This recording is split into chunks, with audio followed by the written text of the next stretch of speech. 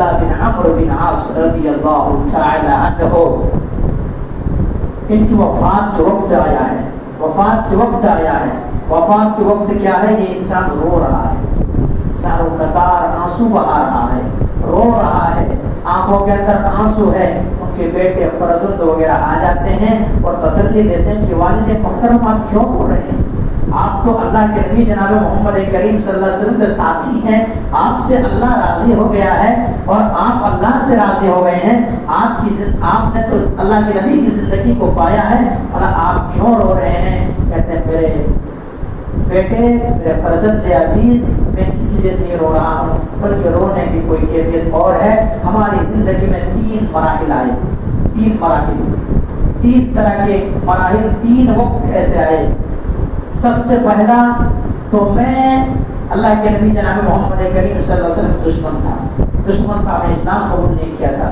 میرے ذہن و دماغ کے اندر ہمیشہ یہ بات رہتی تھی کہ اللہ کے نبی جناب محمد کریم صلی اللہ علیہ وسلم کو کہاں پاؤں اور موقع پاتے ہی نبی کریم صلی اللہ علیہ وسلم قتل کر دوں۔ اگر اس حالت میں ہماری موت ہوتی تو ہم ڈائریکٹ جہنم کے اندر چلے جاتے۔ کیوں؟ اللہ کے نبی جناب محمد کریم صلی اللہ علیہ وسلم سے ہم بغاوت کر رہے تھے، اس لیے ڈائریکٹ جہنم کے اندر چلے جاتے۔ پھر ہماری زندگی میں دوسرا مرحلہ آیا، اللہ کے نبی، ہمیں اسلام سمجھ میں آ گئی، قرآن کی باتیں سمجھ میں آ گئی، نبی کریم صلی اللہ علیہ وسلم جو پیغام لے کر کے آئے ہیں وہ پیغام سمجھ میں آ گئی، اور آ جانے کے بعد اللہ کے نبی جناب محمد کریم صلی اللہ علیہ وسلم کی خدمت میں حاضر ہو گئے اور کچھ شرط بھی رکھ لیے کہ اللہ کے نبی جناب محمد کریم صلی اللہ علیہ وسلم، ہم نے زمانے جاہلیت میں یعنی اسلام نہ قبول کرنے سے پہلے جو گناہ کیے ہیں کیا ہمارے گناہ معاف ہو جائیں گے؟ کیا ہمارے گناہ معاف ہو جائیں گے؟ یہی عبداللہ بن عمرو بن عاص رضی اللہ عنہ آئے تھے، اپنے دست مبارک کو بڑھا رہے تھے، پھر پیچھے کھینچ لیے، کہا عبداللہ بن عمرو بن عاص کیا وجہ ہے، کیا بات ہے، تم نے ہاتھ کو آگے بڑھایا پھر پیچھے کھینچ لیا، وجہ کیا ہے، ریزن کیا ہے، سبب کیا ہے جس کی وجہ سے تم نے اپنے ہاتھ کو پیچھے کھینچ لیا؟ اللہ کے نبی کو شرط رکھنا چاہیے، کیا ہمارے پچھلے گناہ معاف ہو جائیں گے؟ اللہ کے نبی نے کہا افعلمت ان اللہ یہدم ما کان قبلا، اے عبداللہ بن عمرو اسلام لاؤ، اسلام لانے کی وجہ سے تم نے پچھلے جو پہلے جو گناہ کیے ہو وہ معاف ہو جائے گی اسلام لانے کی وجہ سے۔ وان الہجرۃ یہدم ما کان قبلہ، اور ہجرت کرنے سے بھی گناہ معاف ہو جاتے۔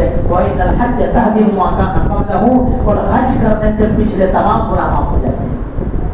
کوئی انسان اگر حج کیا ہے، اس میں حلال لے کر کے گیا ہے، صحیح ڈھنگ سے حج کیا ہے، تو ان کے پچھلے گناہ جتنے سارے ہیں تمام کے تمام اللہ نے معاف کر دیا ہے، اور وہ انسان آج ہی حج ہو کر حج کر کے ایسا لوٹا ہے جیسا کہ اس کی ماں نے ان کو ابھی جانا ہے۔ جب بچہ دنیا کے اندر آتا ہے کوئی گناہ کرتا ہے کیا؟ کوئی پاپ کرتا ہے کیا؟ دنیا کے اندر آتا ہے ویسے ان کی ماں جیسے جناب اسے واپس لوٹتا ہے۔ تو ہجرت کرنے سے تمام گناہ معاف ہو جاتے ہیں، اسلام لانے سے تمام گناہ معاف ہو جاتے ہیں، اور حج کرنے سے تمام گناہ معاف ہو جاتی ہے۔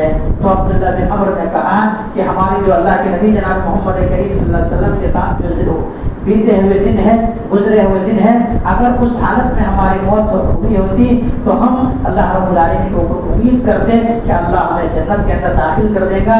لیکن پھر اور ایک مرحلہ آئی، اللہ کے نبی جناب محمد کریم صلی اللہ علیہ وسلم وفات پا گئے، گزر گئے، پھر ہم دنیا کے چکر میں لگ گئے اور ہم عبادتوں سے ذرا دور ہو گئے، عبادتوں کے اندر وہ جذبہ پیدا نہیں رہا، وہ شوق پیدا نہیں رہا، اور یہ حالت میں ہماری موت ہو رہی ہے۔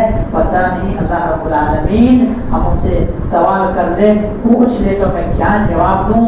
اس لیے میرے بیٹے جب میں مر جاؤں اس وقت جب مجھے دفن کرو تو دفن کرنے کے بعد میرے قبر میں کھڑے ہو کر کے اتنا دیر تک دعا کرتے رہنا، اتنا دیر تک دعا کرتے رہنا جتنا دیر ایک اونٹ کو ذبح کر کے ان کو تقسیم کرنے میں ان کے بوٹی بنانے میں جتنا وقت لگتا ہے اتنا دیر تک میرے قبر پہ کھڑے ہو کر کے دعا کرتے رہنا۔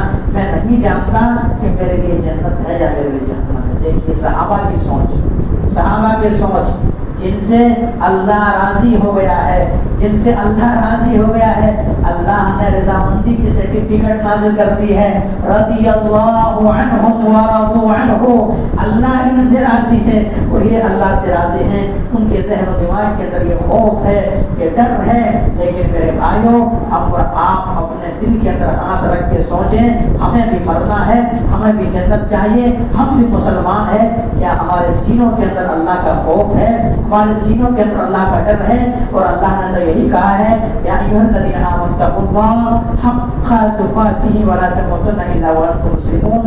اے وہ لوگوں جو ایمان لائے ہو، ڈرو اللہ سے جیسا کہ اس سے ڈرنے کا حق ہے، اور تمہیں موت نہ آئے مگر اس حالت میں موت آئے کہ تم مسلمان ہو۔ تو میرے بھائی، ہمیں اور آپ کو اللہ سے ہمیشہ ڈرتے رہنا چاہیے، اللہ کی عبادت ہمیشہ کرتے رہنا چاہیے۔ اللہ نے ہمارے اوپر جو فرائض، جو فرض کیے ہیں، وہ نماز کی پابندی کرنی چاہیے، اور جتنے سارے چیزوں سے روکا ہے ہمیں اور آپ کو رکنا چاہیے، جو کرنے کو کہا ہے وہ کرنا چاہیے۔ پتہ نہیں ہمارے آنکھیں کب بند ہو جائے۔ میرے بھائی، یہ اموات ہمیں اور آپ کو درس دے رہی ہے کہ اے غافل انسان،